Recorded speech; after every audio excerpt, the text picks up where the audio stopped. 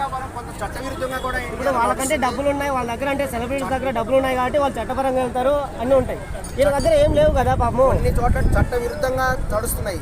వీళ్ళకి ఏంటంటే అక్కడ చెప్పినటువంటి డాక్టర్ చెప్పిన కండిషన్ ఏంటంటే అతను పూర్తి నీరసంగా ఉన్నాడు, అతనికి సంబంధించిన ట్రీట్మెంట్ మామూలు ట్రీట్మెంట్ చేస్తున్నాం.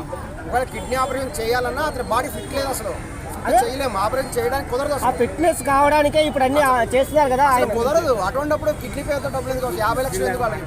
అంటే ఆ కిడ్నీ ఆపరేషన్ చేయడానికి పాపం ఈయన కోలుకోవడానికి ఈ డబ్బులన్నీ అవసరం అయితే కోలుకోవడానికి అయితే వాళ్ళు మా అధ్యక్షుడిని కన్సల్ట్ అవ్వాలి, ఆరోగ్యశ్రీ కార్డు లేదా ఇన్ఫర్మేషన్ అంతా కరెక్ట్ ఇన్ఫర్మేషన్ ఇవ్వాలి. వాళ్ళు ఏంటంటే కేవలము డబ్బులు వసూలు చేయాలి, వీలైనంత పిండుకోవాలనే ఉద్దేశంతో గూగుల్ పే పెడుతున్నారు.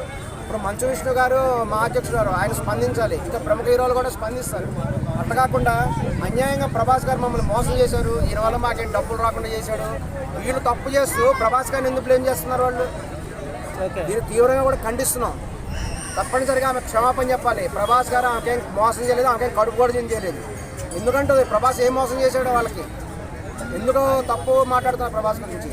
వాళ్ళు ఫోన్ చేశారు, హాస్పిటల్లో ఇన్ఫర్మేషన్ కనుక్కున్నారు, నిజమైన ఇన్ఫర్మేషన్ ఏదుందో దాని ప్రకారం కూడా చర్యలు తీసుకుంటారు, అవసరమైతే డబ్బు సహాయం కూడా చేస్తారు. అలా కాకుండా వీళ్ళ దగ్గర తప్పు పెట్టుకొని అసలు ఆపరేషన్ జరగట్లేదు, ఆపరేషన్ జరుగుతుందని చెప్పేసి డబ్బులు ఇవ్వండి అని చెప్పి వసూలు చేస్తారు. వీళ్ళ తప్పు ఉంది. అంటే డబ్బులు లేకుండా ఆపరేషన్ చేయరు కదా వాళ్ళు కూడా, డాక్టర్లు కూడా ఫస్ట్ డబ్బులు ఉంటేనే కదా ఆపరేషన్ చేసేది. ఇప్పుడు అక్కడ డాక్టర్ గారు చెప్పడం జరిగింది, ఇప్పుడు అసలు అతను సంసిద్ధతే లేదు. అతను నెల వరకు అసలు అతను ఉంటాడో లేదో చెప్పలేము, ఆ పరిస్థితిలో ఉన్నాడు అతను. శర్మ గారు ఇప్పుడు కూడా చేయలేరు.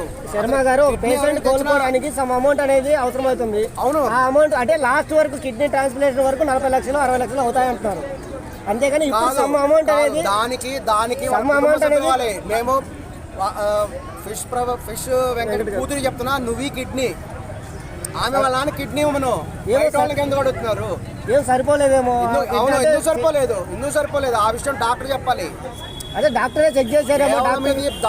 దందా చేయటము ఫ్యాషన్ అయిపోయింది, అందులో పెట్టడము, గూగుల్ పే నెంబర్ ఇచ్చుకోవడము, వచ్చినంత డబ్బులు వసూలు చేసుకోవడం. ఇప్పుడు దందా లేకుండా ఎక్కడ ఉందండి? ప్రతి దాంట్లో దందా ఉంది. ఏమో అమ్మాయి తను కోలుకోవడానికి అంటే ఖచ్చితంగా ట్రాన్స్లేషన్ చేయాలంటే మొత్తం పూర్తిగా కోలుకోవాలంటున్నారు డాక్టర్లు. అవును, కొంతవరకైనా కోలుకోవడానికైనా ఆ అమౌంట్ అడుగుతుందేమో.